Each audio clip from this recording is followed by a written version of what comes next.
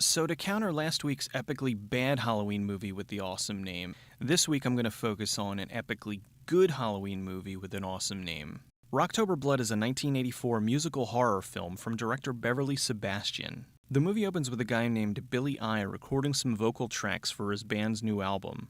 So Billy I's recording and he keeps singing, will you stop shining that light in my eyes? We see some of the other folks in the recording studio. Tom Petty, Rod Stewart, Angus Young, Pat Benatar, Stephen Pearcy, Paul Stanley. This thing is star-studded. Billy's done recording and he heads out to have sex with one of his groupies. Lynn stops him because she's jealous. I suppose she fell for your line too, huh? Line? Yeah, like, come to my bed, little girl, I'll make you a star. You promised you'd write me a song. I did write you a song. Who do you think Rainbow Eyes is for? You said I could sing it. You are. Sure, harmony. I trusted you, Billy. Yeah, I had sex with you to be famous, not to sing harmony on one of your songs. So basically what she's saying is, how dare you use me to get what you wanted when I was just using you to get what I wanted? You jerk. I hope you catch every disease known to man. Little does she know he already has them all. So Billy leaves and Lynn goes in to record. Her singing isn't so great, so she needs a little help. They've got rainbow eyes. They've got rainbow eyes. She's not doing so well, so she decides to call it a night and go hit the jacuzzi. Kevin asks to join her, but she turns him down. Annoyed, he goes to the game room. A fully stocked arcade and a jacuzzi on the roof? This is the best recording studio ever. A mysterious figure shows up and kills Kevin. Game over, man. Game over. The guy heads upstairs after Lynn, who's getting her hot tub on. The guy tries to get in, but the door is locked, so he leaves. Let this be a lesson to you folks. Should you ever find yourself in a horror film, always remember to lock the door. The guy heads back downstairs and kills one of the other girls in the studio. Lynn hears the noise and gets out of the hot tub. We're not even 10 minutes into the film, and we've already had one kick-ass metal song, 2 murders, and 2 full frontal nude scenes. This movie rocks. Lynn heads downstairs and sees Billy. Where's Kevin? Kevin's been terminated. She finds Mary hanging in the other room and Billy attacks her. Billy's only seconds away from stabbing her to death when he gets interrupted by the worst security guard ever. Come here, you little fucker. You're arrested. Lynn escapes and Billy gets caught. 2 years later at the Rocktober Blood tour press party, Rick Righteous from MVTV, I see what they did there, is there to set up the plot. Now, as most of you remember, it was a year ago that rock idol Billy I was executed for the mass murder of 25 rock and rollers. 25 people? They need to do a Rocktober Blood prequel. We need to see that. Lynn testified against Billy and he was given the death penalty. Everybody knows that you're the one who fingered Billy I. She did what? You're the one who fingered Billy I. A year after he's executed, she joins up with the remaining members of Billy's band to create Headmistress. Lynn announces that the band will be doing all of Billy's old songs along with his stage show for the tour. You know something that there isn't a whole lot of? Heavy metal mimes. There's a reason for that. Lynn goes upstairs and behold the power of Aquanet. She runs into the guy in the mask and it's Billy. She tells Chris her producer/boyfriend and he thinks it's someone playing a trick on her.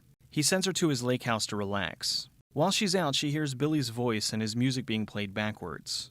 She runs back to the house and straight into gigantic ass. She tells her backup dancers what she saw. Look, I know you think I'm crazy again. I like how she has to clarify that she is crazy again. So the girls are working out and the phone rings. Hello? So the phone rings again and I don't even know how to respond to this. What do you want? Blood. I want your hot, steaming pussy blood all over my face. He wants a Red Robin? Everybody's got their fetishes.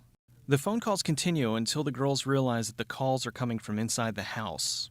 They head up to where the call's coming from, and instead of going to the kitchen and getting a knife or something, they grab a bottle of wine to use as a weapon. How's the phone still ringing if it's off the hook? You know, when I'm stressed out and worried that there's a killer back from the dead for revenge, I like nothing more than speedboating. The girls are riding in the boat and they point at the cameraman. So after they pad the film ride the boat for a while, they head back to the house. One of the dancers hears a noise in the hot tub room. Seriously? He stayed underwater until this girl climbed over the hot tub, then he pulls her under and drowns her. Seems needlessly elaborate. Lynn goes into one of the other rooms to take a bath. Man, this girl just enjoys being naked. In fact, this whole scene is right out of an exploitation film. She disrobes, we see her entire bath, and then she dries off and puts her clothes back on. I love the movies. Now that the whole bath sequence is over, Billy jumps out and scares her. He chases her around for a while, and after he gives her a good scare, he takes off. The next day, she's telling Chris what happened. She then talks to her slightly effeminate head of security. Where were you every time this creep comes around anyway? What am I going to catch? The Invisible Man? I mean, geez, show me the guy and I'll catch him. Lynn goes to the cemetery to dig up Billy's body. Okay, what's with all the lens flares in this movie?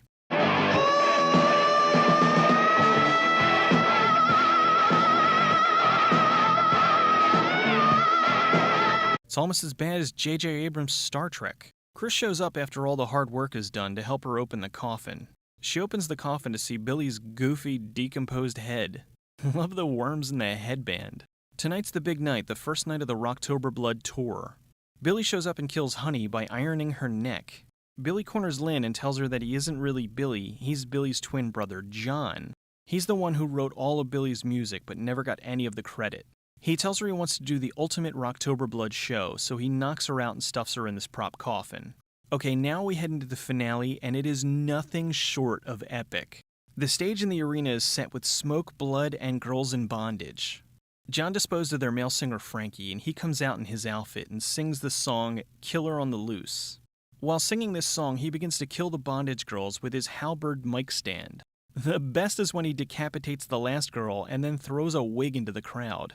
Lynn's coffin is brought up on stage, and she doesn't know that the guy in the mask is John. She then sings her trademark song, Rainbow Eyes. John takes the mask off and handcuffs himself to Lynn. The crowd goes nuts because they think it's Billy. They then go into the final song, I'm Back. The drummer seems pretty nonchalant about the fact that their lead singer is back from the dead. Just play I'm back. Lynn struggles to get free of the handcuffs, and Chris smashes John with the guitar, which electrocutes him. However, while he's being electrocuted, he still manages to scream out the final notes of the song.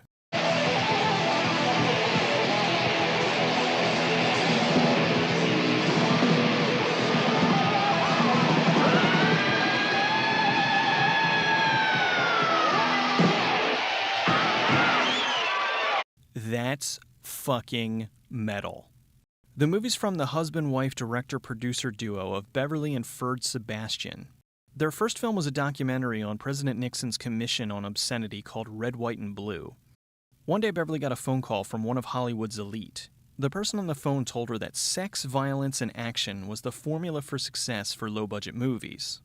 That person was none other than Walt Disney. The Sebastians made two small exploitation films, The Hitchhikers and The Single Girls, but they hit pay dirt with the classic gator bait. They sunk everything they had into the movie, which at the time was about $90,000. The film was a massive success, and they pulled in over $15 million. They continued to make movies until a near-death experience turned Ferd into a born-again Christian. He and Beverly dropped out of the movie industry, and Ferd became an ordained minister. Beverly works with the National Greyhound Foundation, which finds people to adopt former racing dogs rather than have them put down. In 2008, the home video rights to most of their movies had lapsed, so the rights returned to the Sebastians. They've been trying to get investors interested so they could release the movies on DVD, but so far, that hasn't happened. The security guy in the movie is Ben Sebastian, their son. The awesome soundtrack is from the metal band Sorcery. They also did the soundtrack for the exploitation film Stunt Rock. The 80s and early 90s had quite a few metal horror movies. Classics like Black Roses, Shock 'em Dead, and Rock 'em Roll Nightmare. Trick or Treat is probably the most well-known of the bunch, but Rocktober Blood blows it away. Billy makes for a very likable bad guy, and the soundtrack is just awesome. If you like your music heavy and your hair big, find this movie and watch it immediately.